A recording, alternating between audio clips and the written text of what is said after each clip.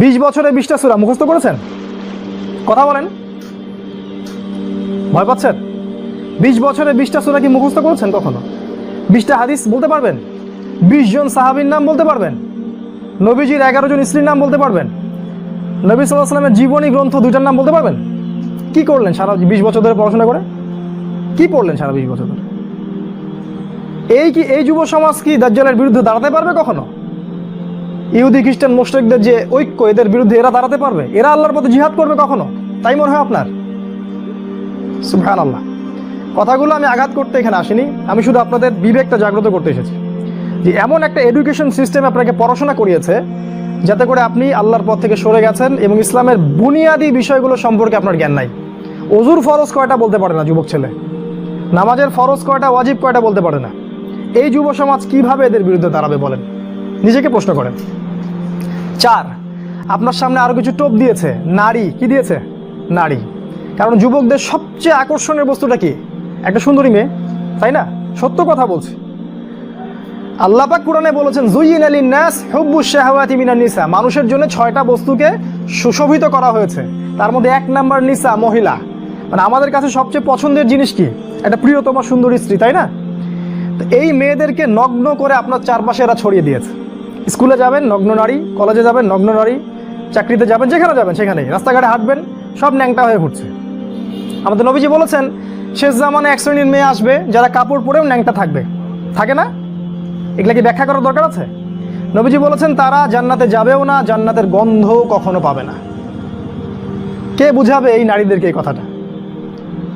তো এই নারীদেরকে আমাদের চারপাশে এরা সহজলভ্য করে দিয়েছে। আর আপনি চাইলেই জেনা করতে পারেন, অল্প টাকার প্রয়োজন হবে। স্মার্টফোনে জেনা করতে পারেন, সেলফোনে জেনা করতে পারেন, প্রেম অ্যাফেয়ারে জেনা করতে পারেন, বয়ফ্রেন্ড গার্লফ্রেন্ড এই ফ্রি মিক্সিংয়ে জেনা করতে পারেন। তারা আপনার সামনে এই লোভনীয় টোপগুলো দিয়ে রেখেছে। তারপর আরও কি দিয়েছে? মাদক। হাতে হাতে মাদক সমস্ত যুব সমাজের। যখন ওরা হাতে হাতে মেশিন গান নিয়ে প্র্যাকটিস করে কিভাবে মুসলিমদেরকে মারবে, তখন আমরা ইয়াবা খাই বসে বসে। কথা বুঝতে পারছেন? ওরা প্র্যাকটিস করে, ওদের যুবকরা প্র্যাকটিস করে কেমন করে মুসলিমদেরকে ব্রাশ ফায়ার করে মারবে। ওই যে মিয়ানমারে মারে নাই, কাশ্মীরে মারতেছে না, ওই যে সিরিয়া দেখবেন, আফগানিস্তান, লেবানন, সব জায়গায়। আর আমাদের হাতে ওই যে ইয়াবা, তারপর আপনার ডাল, আপনার ফেন্সি ডিল, আপনার অমুক তমুক কি কি নাম আছে সব।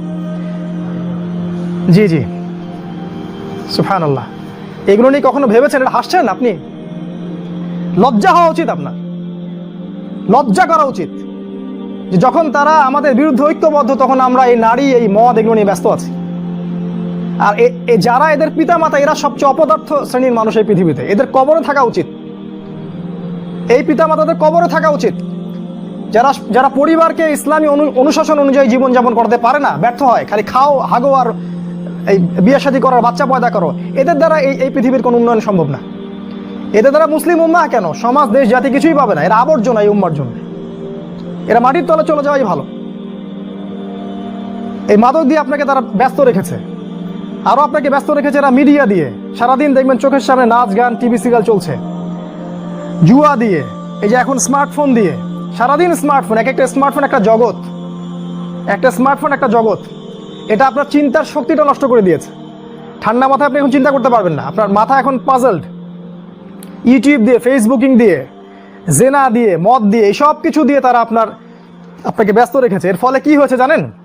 এর ফলে দাজ্জালের ওই উদ্দেশ্যটা সফল হয়েছে। কোনটা? দাজ্জাল চেয়েছিল, তার অনুসারীরা চেয়েছিল আপনার ভিতরের যে নূর আছে হৃদয়ের মধ্যে, কলবে ঈমান নূর, এটা যেন অন্ধকার এবং জুলুমাত দিয়ে প্রতিস্থাপিত হয়ে যায়। এখন আপনি আর চাইলেও দিনের জন্য চিন্তা করতে পারেন না। আপনার ভিতরে আল্লাহর জন্য কান্না আসে না, সেজদায় কাঁদতে পারেন না, আল্লাহর দিকে চোখ তুলে, আসমানের দিকে চোখ তুলে তাকাতে লজ্জা লাগে। আপনার মনে হয় যে আমি এত পাপী, কেমন করে তাকাবো?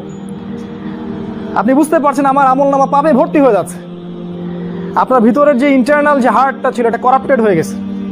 এবং তারা এটাই চেয়েছিল যে আপনার ভিতরের নূর যেন নষ্ট হয়ে যায়। আল্লাহ পাক কোরআনে বলেছেন কদ আফলাহা মান যাক্কাহা, তারাই সফল যারা ভিতর থেকে পরিশুদ্ধ হয়েছে।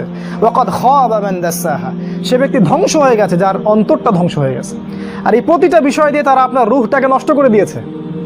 দাজ্জালের অনুসারীরা আপনার রূহটাকে, আত্মাটাকে নষ্ট করে দিয়েছে। খেয়াল করে দেখবেন আপনার চোখ দিয়ে পানি আসে না। একটা অন্যায় পাশে দেখলে আপনার গায়ের রক্ত গরম হয়ে যায় না। উম্মার মানুষদেরকে যখন অন্যায়ভাবে হত্যা করা হচ্ছে, আপনার ভিতরে কোনো ফিলিংস জাগে না। আপনি খেয়াল করে দেখবেন যে আপনি ঘন্টার পর ঘন্টা পর্নোগ্রাফি দেখছেন, জিনা দেখছেন, 3x দেখছেন, কিন্তু আপনার ভিতরে কোনো ফিলিংস কাজ করে না, মানে কোনো অনুশোচনা কাজ করে না, কারণ আপনার ভিতরটা নষ্ট করে দিয়েছে তারা। আল্লাহ রসুল বলেছেন, যখন মানুষ একটা পাপ করে কলবে একটা দাগ পড়ে, আরেকটা পাপ করে আরেকটা দাগ পড়ে, আরেকটা পাপ করে আরেকটা দাগ পড়ে। যদি তওবা করে দাগ উঠে যায়, তওবা না করলে দাগ পড়তেই থাকে পড়তেই থাকে, এক পর্যায়ে এই কলবটা দুর্গন্ধযুক্ত কলব হয়ে যায়। এত দুর্গন্ধ বের হয় কলব দিয়ে, যদি মানুষ জানতো তাহলে মানুষ থাকতে পারতো না পৃথিবীতে। এই জন্যই এই রকম শ্রেণীর মানুষের যখন মৃত্যু হয়, তখন ওই মালাকুল মাউত এবং এই যে মৃত্যুর ফেরেশতারা, তারা দুর্গন্ধে আত্মাটাকে বের করে নিয়ে আসেন, টেনে হিসড়ে স্যাঁচড়ায় বের করে নিয়ে আসেন। এই পাপী মানুষরা মারা যাওয়ার সময় এই ঘটনাটা ঘটে। এইভাবে তারা আপনাকে ব্যস্ত রেখেছে। এখন কি হবে? এখন আগামী দিনগুলোতে কি এরা উম্মার নেতৃত্ব দিতে পারবে? এর মধ্যে কারা পারবে? উত্তর, এর মধ্যে সবাই পারবে না। উত্তর এক কথায় শেষ, সবাই পারবে না। কারা পারবে? এই যুবক শ্রেণীর মধ্যে যারা এই গুণগুলো অর্জন করতে পারবে, তারা ইনশাআল্লাহ আগামী দিনগুলোতে সফল হবে। গুণগুলো পয়েন্ট আকারে বলে শেষ করছি। এই যুবক শ্রেণীর মধ্যে যারা তাদের জীবনটাকে বাকি পুরো জীবনটাকে আল্লাহর জন্য উৎসর্গ করতে পারবে, তারা পারবে। এক নাম্বার, এই যুবক শ্রেণীর মধ্যে যারা আল্লাহর জন্য তাদের জান, মাল, সময়, শ্রম ব্যয় করে দিতে পারবে, কুরবানি করতে পারবে। কুরবানি কেমন? ওই ইসমাইল আলাইহিস সালামের মতো। বাবা বলেছে তোমাকে জবাই করা লাগবে, তিনি কি বলেছিলেন? করিয়েন না। তিনি বলেছিলেন, আপনাকে আল্লাহ যে আদেশ করেছেন সেটাই করেন, আমাকে ধৈর্যশীল পাবেন ইনশাআল্লাহ। এরকম ছেলে পাবেন এখন? তো এরকম নিজের জান, মাল, সময়, শ্রমকে আল্লাহর পথে উৎসর্গ করে দেওয়ার মানসিকতা আগে তৈরি করতে হবে। এটা এক নাম্বার। দুই নাম্বার, জ্ঞান অর্জন করতে হবে।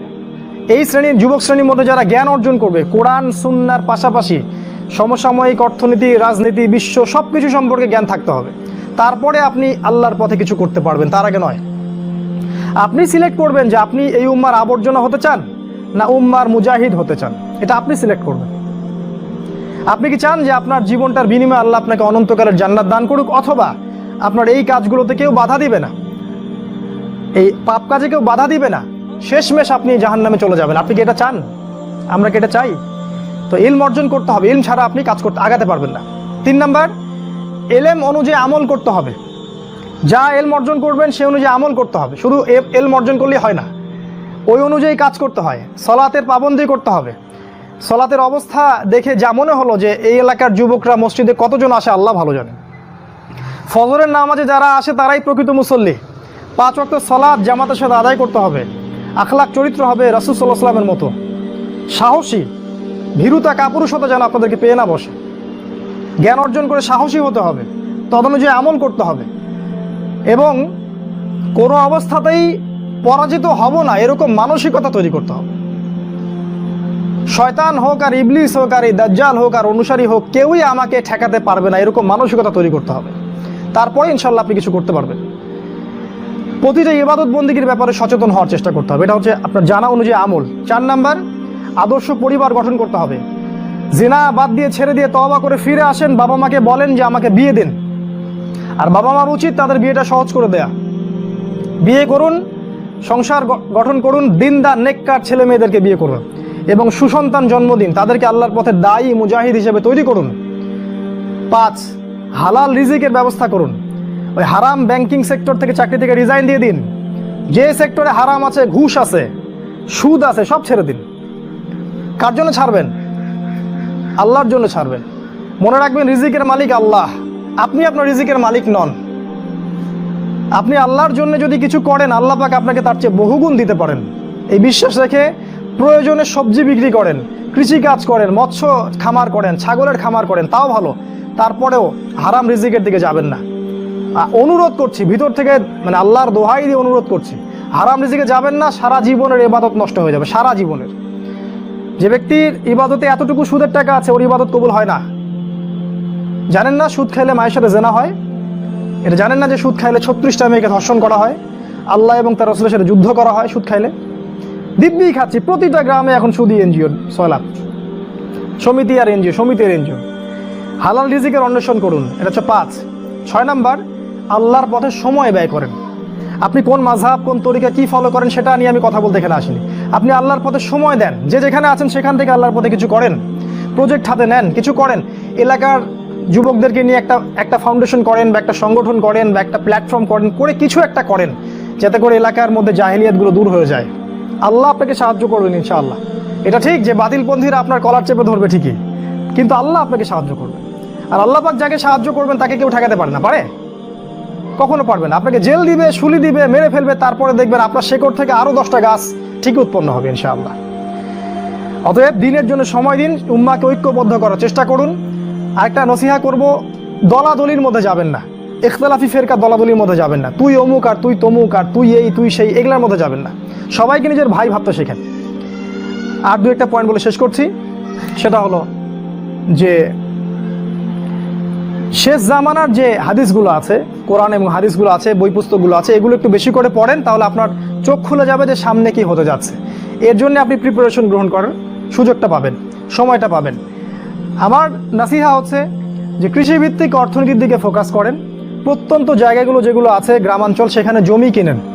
শহরমুখী হবেন না, শহরগুলো আস্তে আস্তে ধ্বংস হয়ে যাবে। প্রতিটা শহর আস্তে আস্তে ধ্বংস হয়ে যাবে, ওদিকে ফোকাস করবেন না।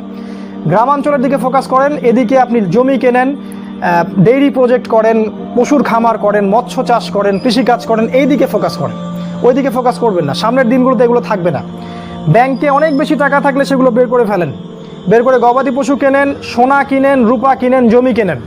অনেক বড় অঙ্কের টাকা এইভাবে রাখবেন না, কারণ ব্যাংকিং সিস্টেম সামনে থাকবে না, ইলেকট্রনিক মানি সামনে থাকবে না। এখন যেমন ইলেকট্রনিক মানি দিয়ে সব লেনদেন করছেন, এটাও সামনে থাকবে না। আপনি সামনে নিঃস্ব হয়ে যাবেন, নিঃস্ব। এটা শুধু সুপরিকল্পিত একটা চক্র সারা বিশ্বে কাজ করছে। আর আস্তে আস্তে সামনের দিন যত আসবে, মুসলিমদের উপর নির্যাতন তত বাড়বে, এবং মুসলিমদের অবস্থা আস্তে আস্তে আরও খারাপ থেকে খারাপের দিকে যাবে, আরও বিভক্তি বাড়বে, আরও দেখবেন কত ফিতনা আকাশ থেকে পড়বে আল্লাহ ভালো জানেন। মহামারীর পরে আরও কিছু আসবে, তারপরে আরও যুদ্ধ হবে, আরও ফিতনা আসবে। এক কথায় সারা বিশ্বে ফিতনা দিয়ে আরও ভরপুর হয়ে যাবে। সামনের দিনগুলো অত্যন্ত ভয়াবহ। এর জন্য প্রিপারেশন গ্রহণ করেন।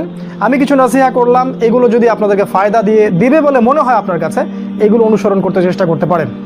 আর যদি মনে হয় এগুলোতে কোনো ফায়দা নাই, তাহলে আপনার কাছে কয়েকটা অপশন আছে। আপনি যেভাবে দুনিয়ার পিছনে ছুটছেন সেটাও ছুটতে পারেন, এক পর্যায়ে ছোট আপনার শেষ হয়ে যাবে মৃত্যুর মধ্য দিয়ে। অথবা আপনি আমার কথাগুলোকে যাচাই বাছাই করে মেনে চলার চেষ্টা করতে পারেন। তখনই এই কথাগুলো গ্রহণ করবেন যখন আপনার কাছে মনে হবে যে কথাগুলোর বাস্তবতা আছে, যুক্তি আছে। আজকে এতটুকু বলে শেষ করছি। ইনশাল্লাহ আগামী কোনো দিন আরও ডিটেলস শেষ জামানা নিয়ে আমরা কথা বলবো। আমরা এই পর্যায়ে দোয়া করছি আল্লাহ পাকের কাছে, মাগরিবের সময় হয়ে গেল, যে আল্লাহ পাক যেন আমাদের সবাইকে দাজ্জালের ফিতনা থেকে বাঁচিয়ে রাখেন, এবং তার অনুসারীদের ফিতনা থেকে আল্লাহ পাক যেন বাঁচিয়ে রাখেন। আল্লাহ পাক আমাদের ভিতরের চোখটা খুলে দেন। আল্লাহ পাক যেন আমাদের হায়াত রিজিকে বরকত দান করেন, জ্ঞান অর্জন করার তৌফিক দান করেন, সেই অনুযায়ী আমল করার তৌফিক দান করেন, এবং শেষ জামানায় এই উম্মতের জন্য কিছু করে যাওয়ার তৌফিক আল্লাহ পাক যেন দান করেন। আল্লাহুম্মা আমিন। আমি শেষে রিকোয়েস্ট করব, রাসূল সাল্লাল্লাহু আলাইহি ওয়াসাল্লামের জীবনী ভালো করে পড়েন, এবং প্রত্যেক সাহাবীর জীবনী পড়েন, দেখেন তারা কিভাবে তাদের যৌবনটাকে আল্লাহর জন্য কুরবানি করে দিয়েছেন। উগ্র পন্থায় যাবেন না, শৈথিল্য পন্থাও যাবেন না, মধ্যমপন্থী হন। আগামী দিনগুলোর জন্য প্রিপারেশন গ্রহণ করুন। আল্লাহ পাক আমাদের সবাইকে তৌফিক দান করুন। আল্লাহুম্মা আমিন। আকুলু কওলি হাযা আস্তাগফিরুল্লাহ লি ওয়া লাকুম ওয়া লিসাইরিল মুসলিমিন। বারাকাল্লাহু লানা ওয়া লাকুম বিল আয়াতিল হাকীম। ইন্নাহু তাআলা জাওয়াদুন কারীম মুবার রাউফুর রহিম। এখন মাগরিবের আযান।